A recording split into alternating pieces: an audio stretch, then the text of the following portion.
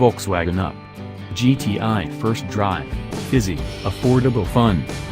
Light, nimble, and perfectly suited to deliver everyday driving fun. Editor's note: no, we won't be getting the Volkswagen Up GTI in the United States anytime soon.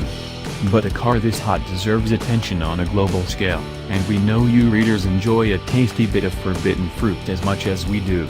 Enjoy this first drive from the Motor1.com UK team, and try not to get drool all over your keyboard. Cars can be fun in loads of different ways. Flooring it in something powerful is fun. Pottering about with the roof down in a roadster is fun. Wrestling with a flyweight track car, in any circumstances, is fun. Having a massage from the driver's seat of your Luxo Cruiser is fun. Beating a sports car off the red light in your mom's old Vauxhall Astra is fun. There's no end to it. But there is a convincing argument that the simplest, most honest interpretation of a fun car is this: the Volkswagen Up GTI. It won't leave you with hypothermic cheeks and bleeding ears, and it won't bust your bank balance, your driving license, or your insurance premium. It also has 4 seats and a trunk, so you can most likely live with it quite easily.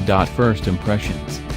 It is, shockingly, a car that's realistically attainable for the masses. A very keen £13,750 for the 3-door hatch, or a smidge over £14,000 for the 5-door, and yet promises to be flipping brilliant on the public road. A simple, yet oddly quite rare breed of car.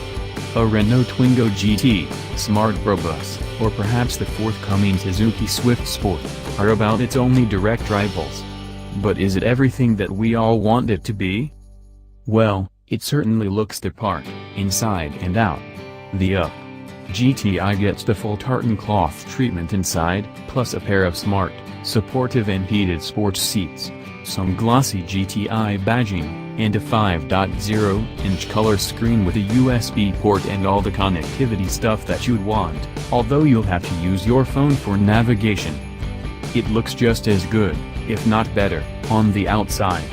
You can get it in red, white, black, or dark silver. Check out the gallery below for some pics of the white car, and with the trademark GTI red highlight underlining the hood lip, the striking wheel, and double stripes down its flanks that are reminiscent of the original Golf GTI Mk1, it looks the absolute business. How does it drive?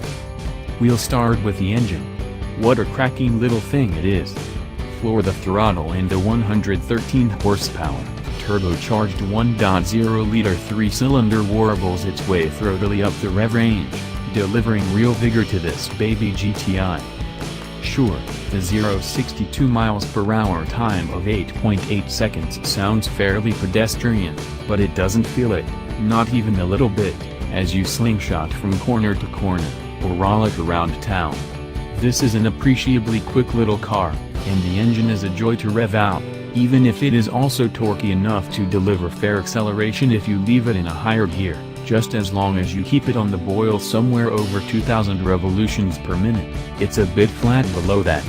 The 6-speed manual gearbox is also light and slick, and lets you make the most of the characterful engine. So let's get to the point. The Up GTI is great fun in corners. Maybe not the mobile, throttle-adjustable, light-footed entertainment of bigger and faster hot hatches, even stuff like the Minis and Fiestas of this world. But proper, no frills, chuck it in and get involved without fearing for your life sort of fun. It delivers a very friendly handling zing, that means you can steer the Up into the tightest and trickiest of bends, and the worst that will happen is it'll understeer a bit, but given the generous grip and reasonable steering feel, you'll probably find the line you were aiming for.